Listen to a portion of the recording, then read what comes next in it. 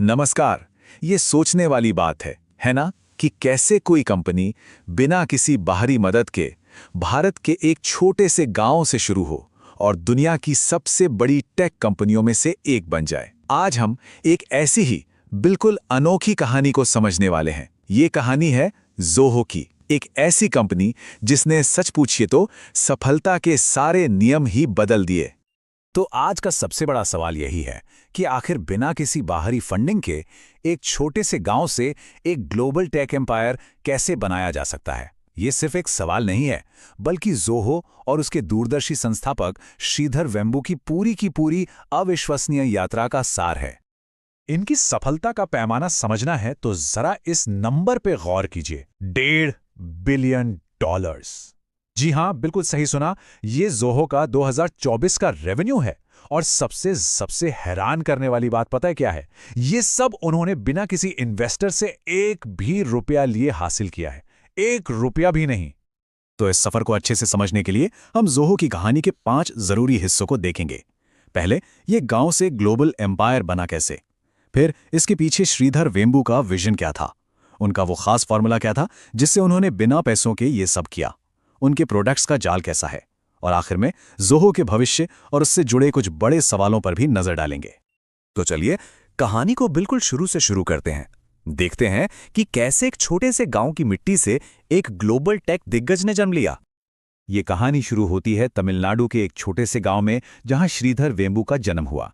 अपनी मेहनत और लगन से वो अमेरिका की मशहूर प्रिंसटन यूनिवर्सिटी पहुंचे, वहां से पीएचडी की, लेकिन दिल तो कहीं और ही था। 1996 में वो सब कुछ छोड़कर भारत लौटे और अपने दोस्तों और परिवार के साथ मिलकर एक छोटे से अपार्टमेंट में एक कंपनी शुरू की। नाम था एडवेंटनेट। उस वक्त कौन सोच सकता था कि यही छोटी सी कंपनी एक दिन ज़ोहो के नाम से पूरी दुनिया में जानी जाएगी। लेकिन सवाल ये उठता है कि वो कौन सी सोच थी, वो कौन सा विजन था जिसने इस कंपनी को भीड़ से एकदम अलग, एक बिल्कुल ही नए रास्ते पर चलने के लिए हिम्मत दी। श्रीधर वेम्बू की एक सोच ने ज़ोहो की पूरी बुनियाद रखी, और वो सोच थी कि टैलेंट सिर्फ बड़े शहरों तक ही सीमित नहीं है। उनका ये पक्का विश्वास था कि असली हुनर कहीं भी मिल सकता है, शहरों में, कस्बों में और यहां तक कि छोटे छोटे गांवों में भी। और बस इसी सोच ने ज़ोहो को वापस अपनी जड़ों की तरफ, यानी गांवों की ओर मोड़ दिया। और ये सिर्फ कहने की बात नहीं थी, उन्होंने इसे सच कर दिखाया। जरा इस चार्ट को देखिए। ज़ोहो के लगभग 15 से 20% कर्मचारी ज़ोहो स्कूल से आते हैं। ये वो स्कूल हैं जहां ऐसे युवाओं को ट्रेनिंग दी जाती है जिनके पास कॉलेज की डिग्री तक नहीं होती। ये साफ दिखाता है कि वो टैलेंट को कितना महत्व देते हैं, डिग्री को नहीं। चलिए अब बात करते हैं उस चीज की जो ज़ोहो को बाकी सबसे बिल्कुल अलग बनाती है, उनका फाइनेंशियल और कल्चरल फॉर्मूला, जिसे हम द ज़ोहो वे भी कह सकते हैं। ज़ोहो अपनी एक खास फिलॉसफी के लिए मशहूर है, जिसे कहते हैं बूटस्ट्रैपिंग। अब ये बूटस्ट्रैपिंग है क्या? देखिए, आसान भाषा में इसका मतलब है अपनी कंपनी को खुद के दम पर खड़ा करना, अपनी बचत और अपनी कमाई से। इसमें किसी बाहरी निवेशक या वेंचर कैपिटल का कोई रोल नहीं होता। तो ज़ोहो का वो जादुई फॉर्मूला क्या है? असल में ये 4 बहुत ही सरल लेकिन बहुत दमदार सिद्धांतों पर टिका है। पहला, इन्वेस्टर्स के पीछे मत भागो, अपने मुनाफे पर ध्यान दो। दूसरा, मार्केटिंग पर पैसा मत जलाओ, एक बेहतरीन प्रोडक्ट बनाओ।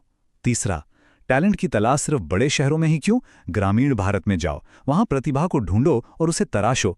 और चौथा, जो शायद सबसे जरूरी है, सादा जीवन जियो और फिजूल खर्ची से बचो। तो इस अनोखी सोच और दमदार फॉर्मूले का नतीजा क्या निकला? नतीजा आज सबके सामने है। ज़ोहो का एक इतना बड़ा और आपस में जुड़ा हुआ प्रोडक्ट इकोसिस्टम जो हर तरह के काम को आसान बना देता है। इस स्लाइड पर जो नंबर है वो सच में चौंकाने वाला है, 55 से भी ज्यादा।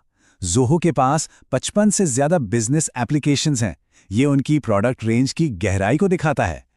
चलिए कुछ उदाहरण देखते हैं। सेल्स और कस्टमर संभालने हैं, उनके पास ज़ोहो सीआरएम है। अकाउंटिंग का काम है, ज़ोहो बुक्स मौजूद है। कोई बड़ा प्रोजेक्ट मैनेज करना है, ज़ोहो प्रोजेक्ट्स मदद करेगा। और अगर ये सब कुछ एक ही जगह चाहिए तो उनके पास है ज़ोहो वन, एक ऐसा ऑल इन वन सूट जो सारे काम संभाल लेता है। और ज़ोहो सिर्फ बिजनेस सॉफ्टवेयर तक ही नहीं रुका है, उन्होंने अराटाई नाम का एक मैसेजिंग ऐप भी लॉन्च किया है। तमिल में अराटाई का मतलब होता है गपशप। ये ऐप व्हाट्सएप का एक विकल्प है और इसका मेन फोकस प्राइवेसी और डेटा सिक्योरिटी पर है।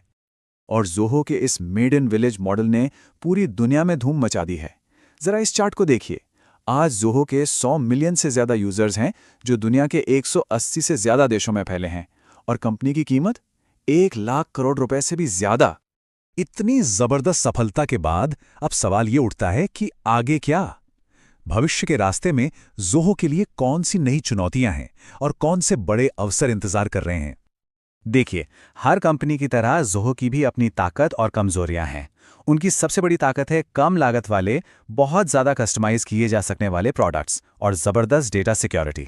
वहीं 55 से ज़्यादा ऐप्स के पूरे सूट को सीखना थोड़ा मुश्किल हो सकता है और उन्हें माइक्रोसॉफ्ट और गूगल जैसे दिग्गजों से कड़े कंपटीशन का सामना भी करना पड़ता है।